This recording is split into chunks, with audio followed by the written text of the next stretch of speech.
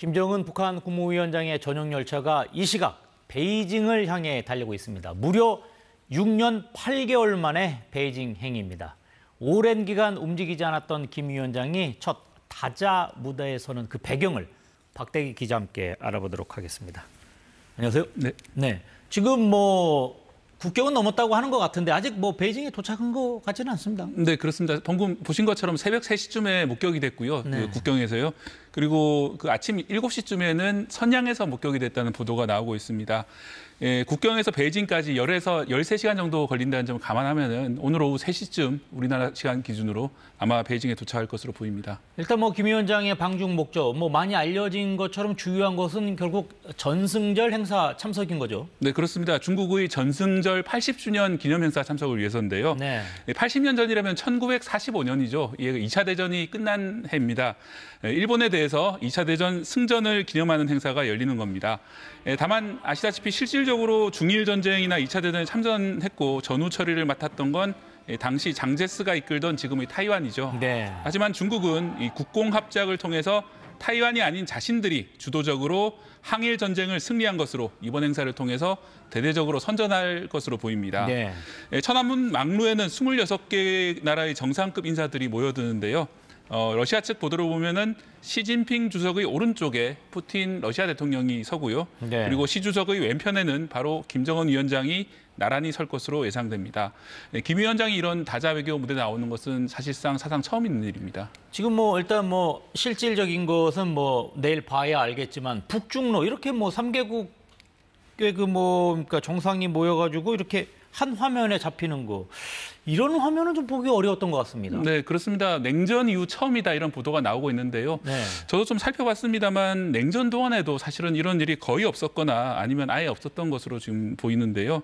올해가 정승절 80주년인데 꼭 10년 전인 70주년 행사에는 사실 우리나라의 박근혜 당시 대통령이 행사에 참석을 했었습니다. 네. 10년 만에 중국의 입장도 상당히 많이 달라졌고 우리나라의 중국에 대한 인식도 많이 달라졌다는 점이 단적으로 드러나는 대목입니다.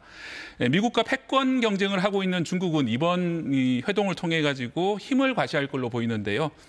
특히 트럼프 대통령의 일방적인 무역 정책 때문에 이 서방 국가들 사이에서도 내부적인 균열이 발생하고 있는 상황에서 네. 거기에 대응할 수 있는 힘이 자신들에게 있음을 대내외에 과시하는 그런 무대가 되지 않겠나 이런 분석이 나오고 있습니다.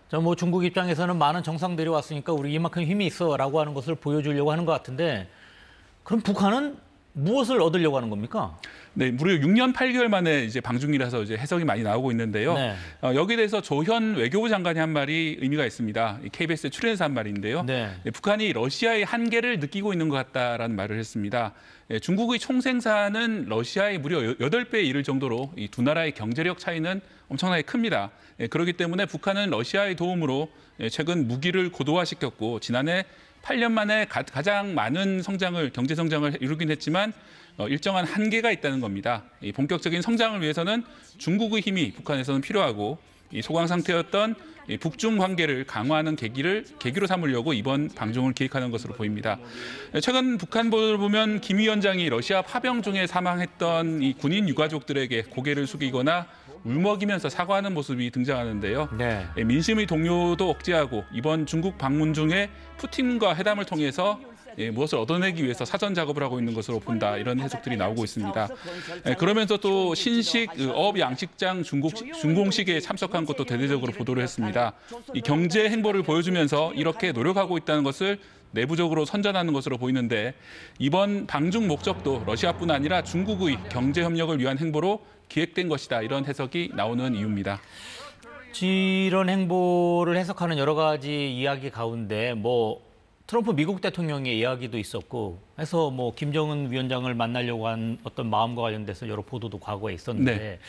혹시 북한도 트럼프 대통령과의 회담 이런 부분도 또 연결지어서 고민했던 것 아니냐 하는 이런 이야기 있습니다. 이번 방중과 관련돼서. 네, 그렇습니다. 그런 해석이 나오는 이유는 과거 사례 때문에 그런데요. 2018년과 2019년에 아시다시피 무려 3번이나 이렇게 트럼프 대통령과 김정은 위원장이 만났습니다. 네. 그때도 이제 이번처럼 기차를 타거나 비행기로 총 4번 중국 그 정상과 만나서 김정은 위원장이 사전에 설명을 했습니다. 한 달 전이나 며칠 전에 가서 설명을 하는 방식이었는데요. 특히 싱가포르부터 베트남, 하노이 그리고 판문점으로 이어지는 총 3차례의 북미 정상회담 한 달 전 또는 며칠 전에 매번 북중 정상회담이 개최됐던 겁니다. 네. 미국과 만나기 전에 이렇게 중국과 만나서 미리 사전 조율을 하는 것이 외부에는 하나의 관습처럼 보이고 있는데요. 그렇기 때문에 이번에도 한 달 안에 다시 김 위원장이 트럼프 대통령을 만나는 것이 아니냐 이런 해석이 나오는 겁니다. 네. 만난다면 우선 생각나는 장소는 다음 달 우리나라 경주에서 열리는 그 에이펙 정상회담입니다. 다만 우리나라 정부에서는 아직은 그럴 동향이 없고 그럴 가능성을 낮게 평가하고 있다라고 조심스러운 입장입니다. 지금 뭐 6년 8개월 만에 지금 방중이고 더군다나 이제 북한을 둘러싼 여러 현안이 있는 상황인데 이런 상황에서 움직인 터라 북한 관련 소식 많이 나올 것 같습니다. 네, 그렇습니다. 김 위원장이 무려 6년 만에 다시 국제 무대에 다시 복귀를 한 겁니다. 네. 2018년과 19년에는 처음으로 이제 남북미가 함께 만나기도 했고 많은 말들, 약속들이 있었지만은 결국 예전으로 돌아갔죠. 러시아의 전쟁이나 트럼프 대통령의 무역 정책 때문에 여건은 더 나빠진 상황입니다. 이번에는 당시와 다르게 평화 안보를 위해서 빈틈없이 준비를 했으면 좋겠고요. 다만 이번 행사, 그러니까 내일 행사에서 북한과 중국, 러시아의 이 3국 별도 정상회담 가능성은 크지 않다 이런 분석도 있습니다. 네. 왜냐하면 이제 이 세 사람이 의제를 가지고 정상회담까지 하게 된다면은 이 한미일에 대항하는 이 북중러 삼각 구도가 형성이 되는데 뭐 그렇게까지 신냉전을 공식화하고 고착화시키는 것이 중국 입장에서는 별로 이롭지 않다 이런 분석도 나오는 겁니다. 네. 그렇기 때문에 내일 어떤 만남이 이루어지고 어떤 식의 회담 말들이 오가는지를 좀 지켜볼 필요가 있겠습니다. 네, 그렇군요. 오늘 여기까지 듣도록 하겠습니다. 지금까지 박대기 기자와 함께했습니다. 고맙습니다.